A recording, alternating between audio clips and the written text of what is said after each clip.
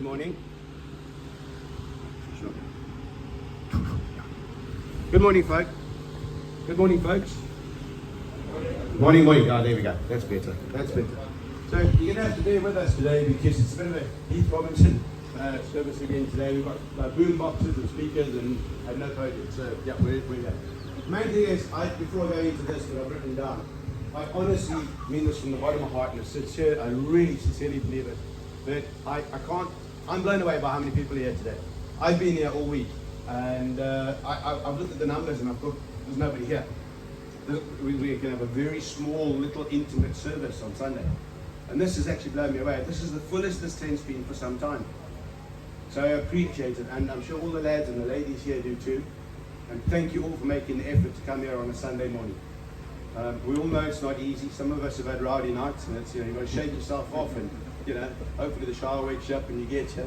So thank you once again. And I honestly believe that as long as we continue to make efforts like this and tell the tales, enjoy the memories, and remember where we're from. We get to laugh together, and sadly we also get to shed a few tears together as we remember those no longer with us. Many of those people gave their lives in defense of our country, and we'll always have a reason to get together. Let's not forget who we are, where we come from. Let's not forget that we are very fortunate to be able to gather with like-minded folk like this. Please, let's not be afraid to pass on our memories and keep our history alive. And there's one more thing I'd like you to remember before we move into the service. And please remember this, that our flag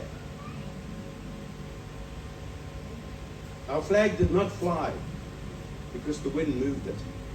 Our flag flew because it was moved by the last breath of each soldier that died defending that country.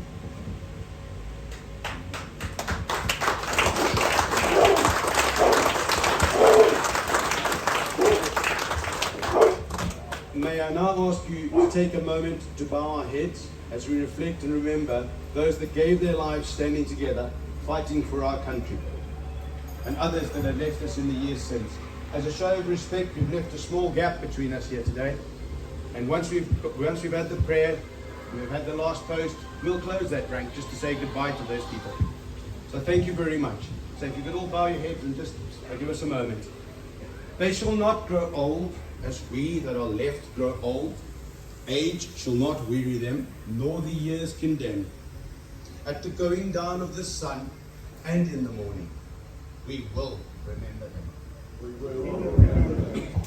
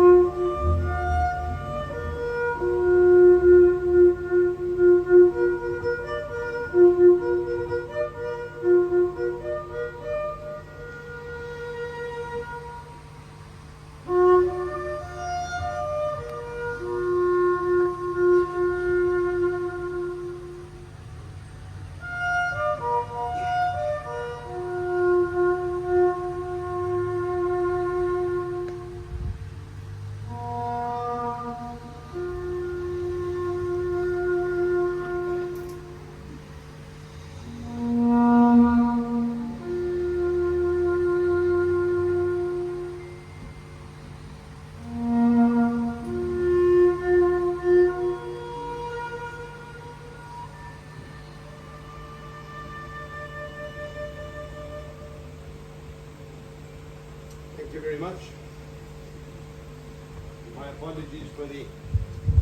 My apologies for the actual interruption there. As time goes by and our numbers dwindle, and as we gather and remember those no longer with us, the respect and the bond between our band of brothers and ladies grows ever stronger. I have the utmost respect for all who served, and I feel very privileged to be part of that band of brothers. I would ask you now to listen to some words written by Diana Clare. We were only 17. Our eyes had not yet seen the face of a man dying, nor the tears of a man crying. Our ears had not yet heard screams that weren't a bird, nor the rattle of a machine gun under the African sun. We were just 17, and our souls were still clean, untouched by the images of war, but we are 17 no more.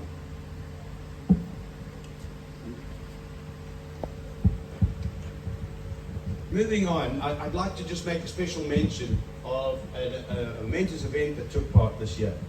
And it marked the 80th anniversary of the D-Day landings.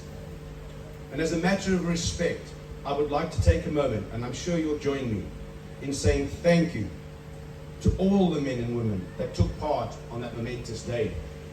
Their efforts, and for so many, their sacrifice, changed the outcome of the world as we know it today. There was no certainty that they would succeed, and it all could have gone horribly wrong, yet they went. They may never have got off the beaches, and sadly, so many of them didn't and lost their lives that day. But I find it hard to believe that anyone of those taking part on that day thought they would fail or doubted why they were doing it. So as part of today's service, I want to talk to you about something rather personal with me, actually, and I've really battled to put it onto paper.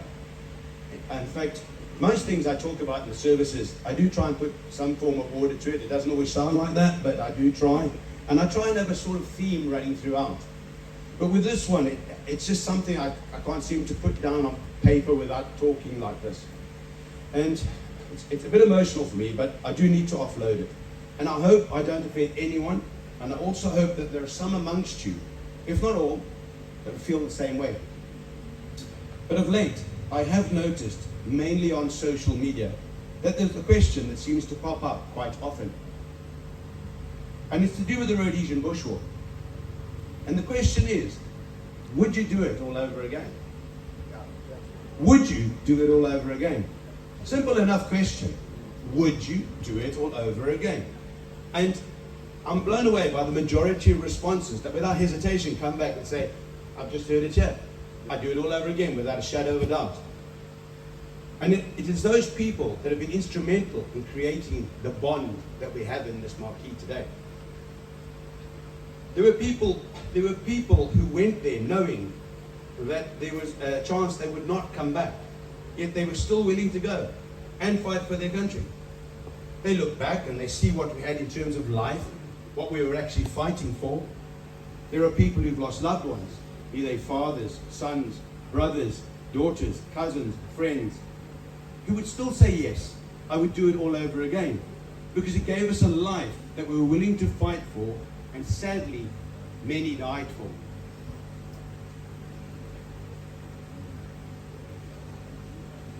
And yet, there are people out there who say no. Not if I'd known the outcome. I wouldn't have gone to the army, I wouldn't have picked up a rifle, and I wouldn't have fought for the country. And that hurts me. And the reason it hurts me is that no one knows what the outcome of life is going to be. We don't know what's going to happen when we walk out of this marquee. And for me, to say no, I wouldn't do it all over again if I knew the outcome, shows total disrespect to those who did it and lost their lives fighting for us. I'm sorry, it's something I have to speak about, and something I've had to get off my chest, but to me it is total disrespect. We're here today to remember and respect those people that gave their lives and the people that we've lost. And you get people saying no, they wouldn't do it all again if they knew the outcome. And I'll come back to one of my opening statements. I do not believe there was a single person in any of those landing craft going towards the beaches on D-Day that knew what the outcome of that day was going to be. They did not know if they would make it through the day, and they did not know if it was going to be successful. All they knew was they were willing to go to war, willing to fight for what they believed in, and they felt it was worth it. We didn't know that either, and not all of us were regular soldiers. Some got called up, did the training, and yet were still willing to just go and fight for the country. Sadly, some paid with their very lives. Let's continue to remember them, and please, can we show some respect to those that we've lost.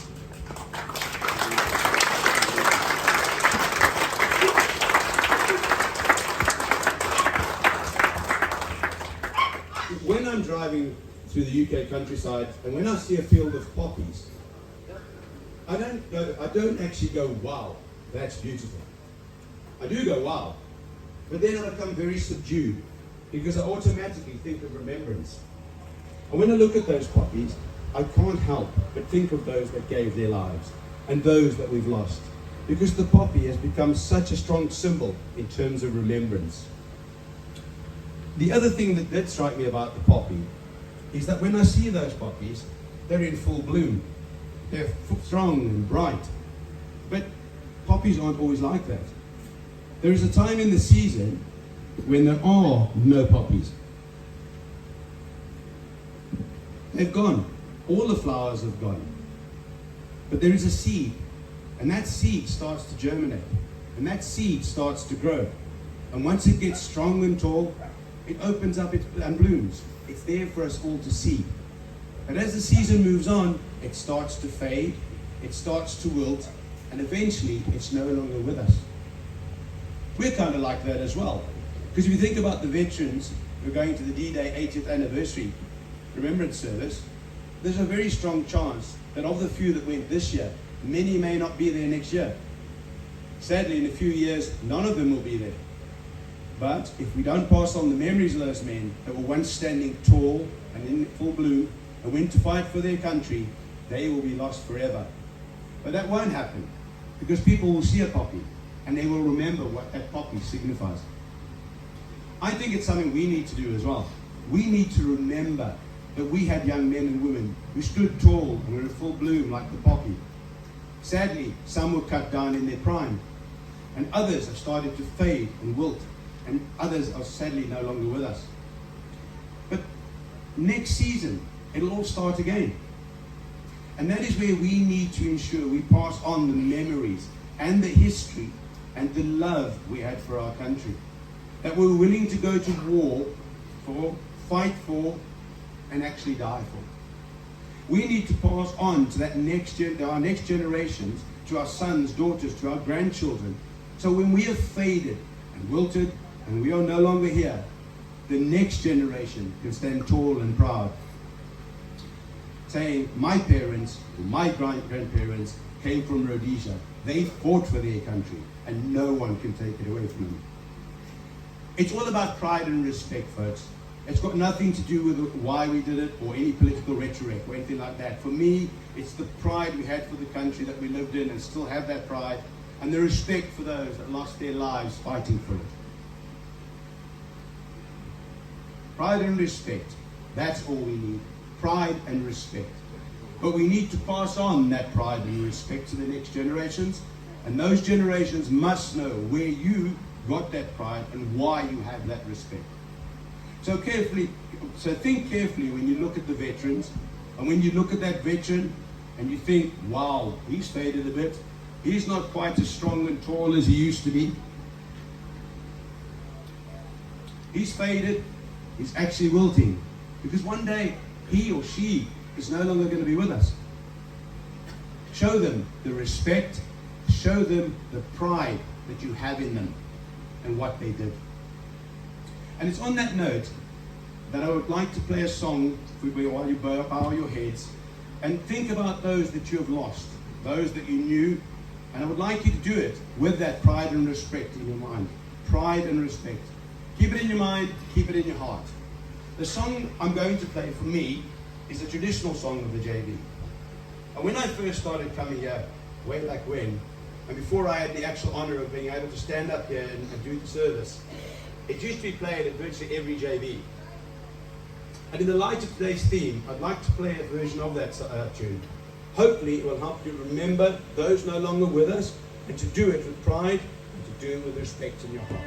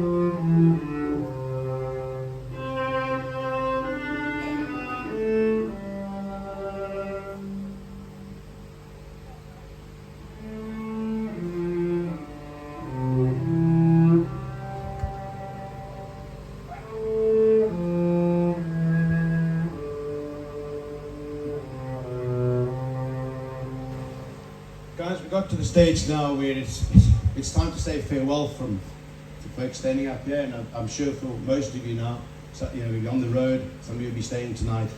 But as always, I would like to, I would always, as always, I would like once again, really, to thank you for making that effort to be here today. And as we leave and we go our separate ways, please remember those words. May the African sun always shine through your eyes. And may the beat of its drums always be in your heart. Until next time, drive safely, God bless, and Hamagashi. Thank you.